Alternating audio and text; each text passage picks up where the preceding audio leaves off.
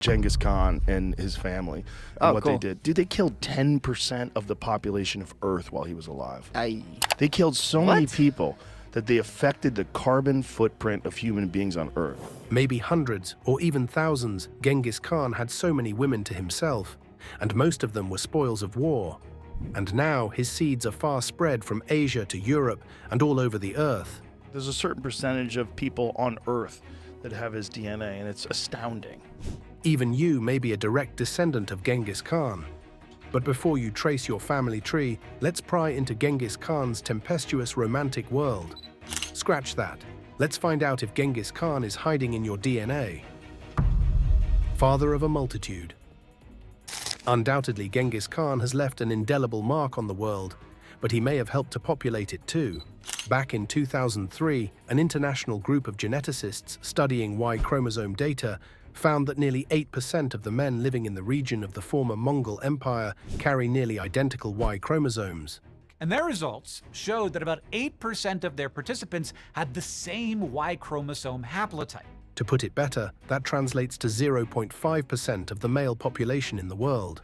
In case you still don't get it, that's roughly 16 million descendants living today. Although the spread of this chromosome could be the result of natural selection, in which a very fit individual could have passed on some sort of biological advantage. Experts think this is unlikely in this case. They suggest that the circumstances around the way the Mongol Empire came to be courtesy of Genghis Khan led to this spread. At the time of Khan's death, his empire had spread across Asia, from the Pacific Ocean to the Caspian Sea.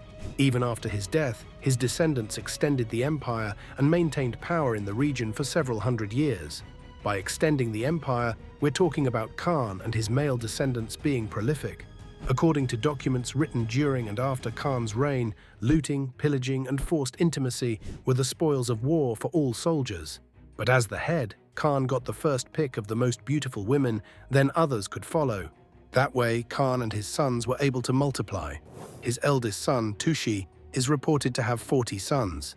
His grandson, Kublai Khan, who established the Yuan dynasty in China, had 22 legitimate sons, and was reported to have added 30 virgins to his harem, which is a secluded area reserved for multiple wives of a man. With this history in the know, the scientists looked at blood samples collected over 10 years from more than 40 populations living in and around the former Mongol Empire. They used the Y chromosome in population studies, and this is because it does not recombine as other parts of the genome do. To explain further, every human's eye color, height, resistance, or even susceptibility to a particular disease is equally contributed by the two parents. This 50-50 DNA then comes together to form a new genetic combination. So in the case of Y chromosome, a chunk of the DNA is being passed from a father to his son, and it is basically unchanged through generations except for random mutations. These random mutations happen naturally and are usually harmless. Once they have been identified, scientists can go back in time and trace them to the point at which they first occurred. So in the case of this common DNA, the lineage was discovered to have originated 1,000 years ago. If you think about it, Khan was born around 1162, which means they are more likely to have been passed on to him by a great-great-grandfather.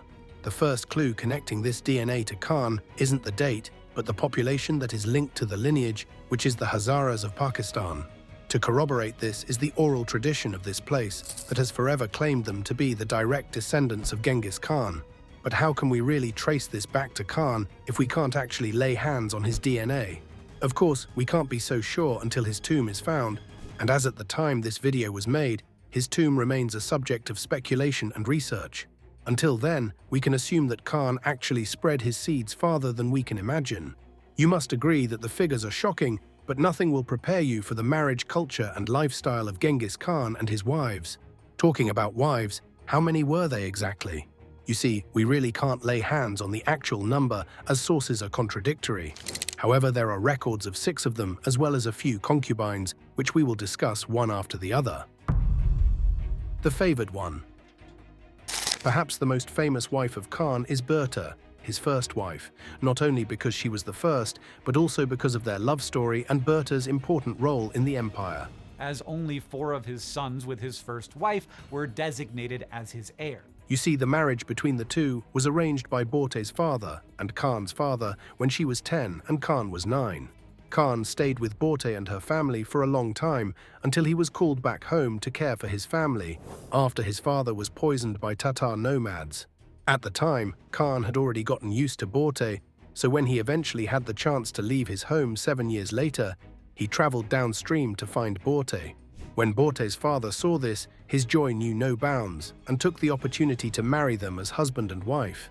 With his father-in-law's permission, he took his wife and his mother-in-law with him to his family yurt. That was after he paid a dowry of a fine black sable jacket, of course. Soon after the marriage, Khan's joy turned sour as Borte was kidnapped by the Merkits tribe. At the time, bride kidnapping was a common thing. Rivals do this to get back at their ops and settle scores. In Khan's case, his wife was kidnapped because his mother was once married to the Merkit tribe before Khan's father kidnapped her and made her his wife. This raid put Khan in a precarious position as he lacked the power and allies needed to rescue his wife. Khan was left deeply distressed as he remarked that his bed was made empty and his breast was torn apart. Usually, such kidnappings resulted in women being forced to stay with their captors. However, Khan decided to pursue an unexpected course along with his close friends Wang Khan and Jamuka. The three managed a daring rescue of his wife after 8 months, and that became one of the key crossroads in Khan's life, which moved him along the path towards becoming a conqueror. This started an outright war between Khan's tribe, the Borjigins, and the Merkits.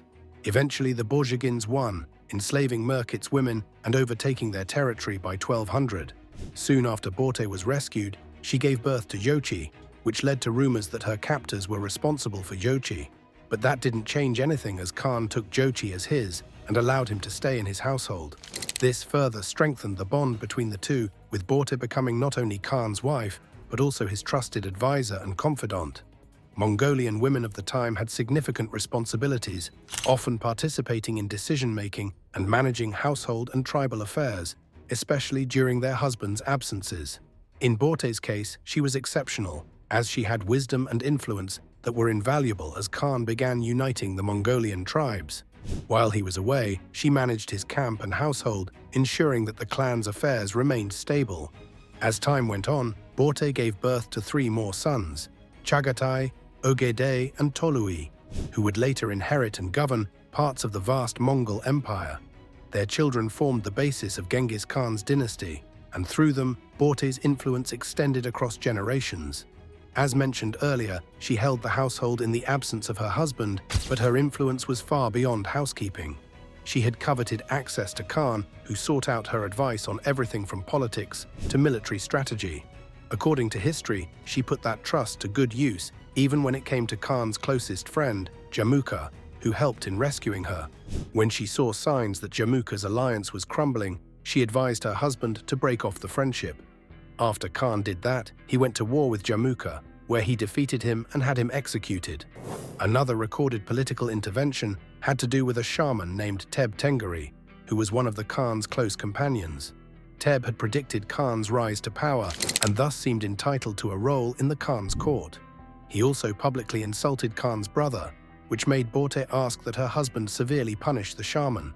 Borte was specially treated in every way to the point that her sons were the only ones considered as heirs and successors. She also had 5 daughters, although it's unclear if she gave birth to them or not. You must agree that Borte sounds like everything Khan wanted and more, but in reality, just like Oliver Twist, he wanted more, and yes, he had more. Twice the charm. You see, taking more women wasn't considered bad, and no, it's nothing like cheating. It was a symbol of wealth and power in ancient times. Therefore, Khan soon took for himself another wife another day. Scratch that. 3 women on the same day, but it didn't happen all at once. During his military campaign against Tatars, Khan and his men fought and killed the Tatar leaders, and after winning the battle, Khan's eyes started to wander from left to right in search of the Tatar women. He saw a random Tatar woman whom he had sex with and took as his concubine. His eyes then caught one of the daughters of a Tatar leader named Yeke Cheren, whom they had already killed. She was very attractive and was named Yesugen. She surrendered herself to Khan and he had sex with her, but while they were at it, Yesugen begged Khan not to discard her after the intercourse, but instead take her for himself as his wife. Khan agreed to this, but still, Yesugen had another request. She knew she was not fit for a ruler, but she had a sister, Yesui, whom she believed was fit for the position. Yesugen then recommended that Khan also marry Yesui, but marrying Yesui didn't come as easy as her sisters. Khan had his men track down Yesui and kidnap her. When she was brought to him, he found her as worthy as Yesugen had said, and so he married her. After Yesui, Khan didn't take any more of the Tatar women, but parceled them out to Mongol men. Khan found both sisters pleasing, and they became the most influential wives in his court. And of course, Yesui proved really useful to their husband. At the time Khan set on his final expedition against the Tangut Empire, he took Yesui with him. When Khan fell ill, Yesui administered the government to hide his condition, and also on different occasions, she gave advice that saved the day. Like other wives in the household, Yesui and Yesugen had their courts, and on top of that, Yesui was assigned the Tul River. But Khan was not done just yet. The Audacious One. In the winter of 1203 to 1204, Khan invaded the Merkit tribe and captured the leader Dair Usan. Dair had a daughter named Kulan, who was also captured with her father and kept under the watch of Naya'a, one of Khan's men. According to history, Naya'a was trying to protect them from other Mongol soldiers who could have done whatever they wanted with them. In the process of avoiding their trouble, Naya'a brought them to Khan 3 days later than expected. That move was considered suspicious by Khan, who thought Naya'a was motivated by his feelings for Kulan to help her and her father.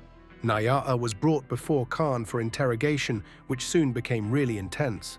While that was going on, Kulan boldly spoke up in Naya'a's defense and invited Khan to have sex with her to personally confirm her virginity. That pleased Khan, who accepted the invite and eventually took Kulan as his wife after his confirmation. Afterward, Khan killed Kulan's father and plundered his possessions. Whether Kulan liked it or not, she became his wife and was able to achieve meaningful status by managing one of the large wifely camps in which other wives, concubines, children, and animals lived. She gave birth to a son named Gelejian, who went on to participate with Berte's sons in their father's military campaigns. By all indications, Kulan's story is really weird, but what is really weird is the story of his next wife. The Beautiful One. Her name is Juebiesu, an empress of Kara Kitai, Mongol Empire, and Naiman. She was quite famous before she got to Khan, and that's because of her unique beauty. Originally, she was a favored concubine of Inanch Bilge Khan, who was a Khan of Naiman's. But after his death, she became the consort of his stepson Taiyang Khan, who was a useless ruler. That way, Juebiesu was in control of almost every power in Naiman politics. Soon, her reign in Naiman came to an end when Genghis Khan destroyed the tribe and killed Taiyang Khan. Juebiesu made several offensive remarks regarding Mongols, describing their clothes as dirty and smelly. Yet somehow she rescinded her words and visited Khan's tent alone. Her intentions were not clear, but that soon changed after her beauty captivated Genghis Khan and had sex with her. After spending the night together, Juebiesu promised to serve him well, and he soon took her to be one of his wives. She had quite the power and was only inferior to Kulan and Borte. Are you even counting? Because we are not done with the list. The Wealthy One. Perhaps the one with the most complicated story of all was Ibaka, the eldest daughter of the Keret leader Jaka Gambu, who allied with Genghis Khan to defeat the Naimans back in 1204. As part of the alliance, Ibaka was given to Khan as a wife, making her the third woman in her family to be married to the Khan family. Her sister, Beg Tutmish, married Khan's son, Yochi, and another, Sorgagtani Beki, who married another Khan's son, Tolui. Ibaka was known to be very wealthy, and Khan appreciated her a lot. However, she lost that favor after 2 years of childless marriage. Ibaka's marriage and divorce have been controversial, since as some believe that she was given to the general as a reward for his service in wounding Nilga Sengum in 1203, and also in killing Jaka Gambu after he turned against Khan. Regardless of what happened, Khan allowed Ibaka to keep her title as Khatun even in her remarriage, and also asked her to leave him a token of her dowry so he could remember her. Enough of the wives, let's show you a few concubines. The Fair Companions. Let's start with Moge Khatun, a concubine of Genghis Khan who was given to him by a chief of the Bakrin tribe, and according to history, loved her very much. However, she later became a wife to Ogedei Khan, one of Genghis Khan's sons, who as well favored her in every way. Unfortunately, Moge didn't have any child, at least none recorded in her name, but she was still loved regardless, as she followed Ogedei on his expeditions. Other concubines include Chaka, who was the daughter of Li Anquan of Western Xia. She was given to Genghis Khan in submission to Mongol rule during the campaign of Western Xia. And finally, Chiguo, the daughter of the Jurchen Jin Emperor Huayan Yongji, who was given to Khan in exchange for his relief of the Mongol siege upon Zhongdu in the Mongol conquest of the Jin dynasty. It is important to note that these recorded concubines are not all that he had. There were more, and we're talking about a lot of them. This makes us wonder how many children of his were actually in the records. Thinking about it, what made it easy for Khan and other warriors was how much they were feared, so no one dared question them. This will lead us to discuss our subscribers' pick. Genghis Khan was not only feared by his enemies, but also by his allies.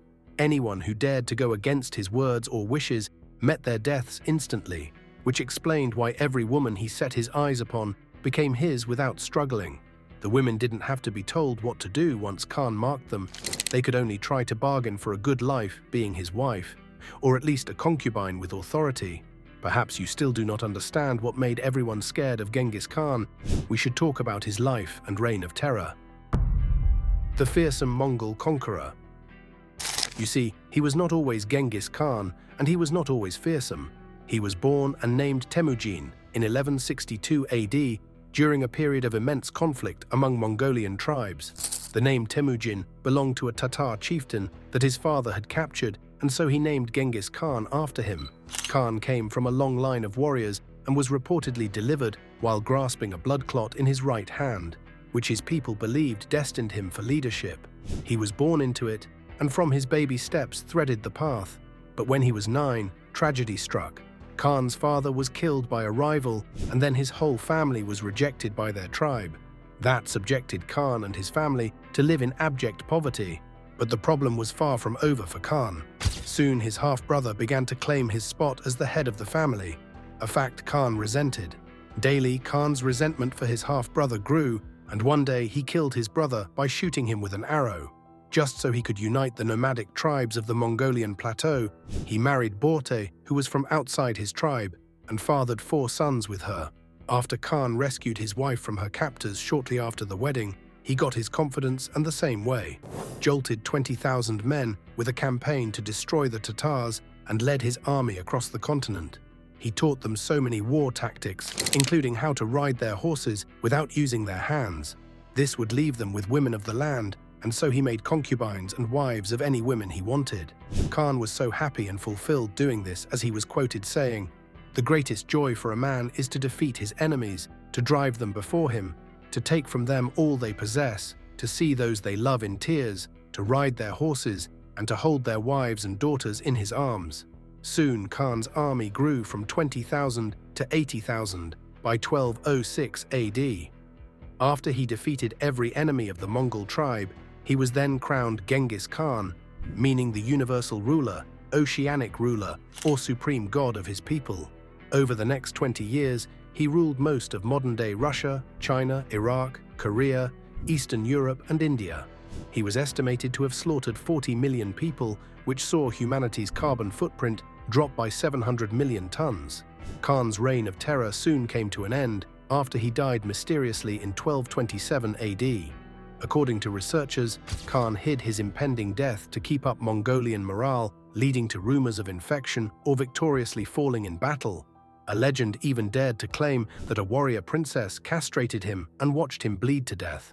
Another story says he died when heading back to Mongolia after a victorious campaign against the Central Asians. Yet another legend had it that a funeral cortege took his body to northeast Mongolia and buried him with 40 virgins and 40 horses. According to this legend, his grave was stamped down by hooves of horses to conceal the location. However, there's every possibility that his body was left where he died, to rot away or for the animals to feed on. This is because at the time, the Mongols had not yet developed a tomb culture. It was only after they had contact with the Chinese and the Persians that they knew how to bury the dead in graves. Today we don't know how Khan died exactly, but that's not even as controversial as the number of children he fathered. As mentioned earlier, his reproductive thirst was recently uncovered in depth when a study revealed that he could be the father of so many children at the time. And today, 0.5% of the world's male population were Khan's genetic descendants. We can say that his unquenchable bloodlust and thirst for territory led to the expansion of his Mongol Empire from the Pacific Ocean to the Danube River throughout the late 12th and early 13th centuries. Even after his death, his legacy remains in place thanks to the countless children he fathered throughout his territories. And while we were able to trace his DNA to millions of people today, only his 4 sons with Borte were formally recognized. His sons, however, walked in his footsteps, as Yochi had at least 16 children, while Chagatai had 15. His first son, Tuchi, had 40, while Kublai Khan, his grandson, had 22 legitimate sons. While the other sons and grandsons' children are unknown, it is clear that they helped spread the descendants more. This shows how much role culture plays in patterns of genetic variation and diversity in human populations. But was Genghis Khan's existence a blessing to humankind, or a curse, considering how he was portrayed by many as a legend today? The lasting imprint of Genghis Khan may have been that bloodthirsty man who went about killing and taking women by force. He actually had some contributions to his society. One of his greatest legacies was the principle of religious tolerance. According to history, he provided tax relief to Buddhist monasteries and other religious institutions. Although Khan himself never converted or practiced any of the religions of the people he conquered, he was known to have an interest in Taoism, particularly because he believed that they live long. He was accompanied severally by Changchun, a Taoist sage who kept an account of his travels.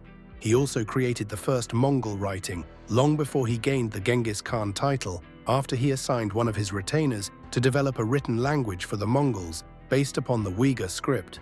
Another legacy was Khan's support for trade and crafts, which meant support for the merchants and artisans.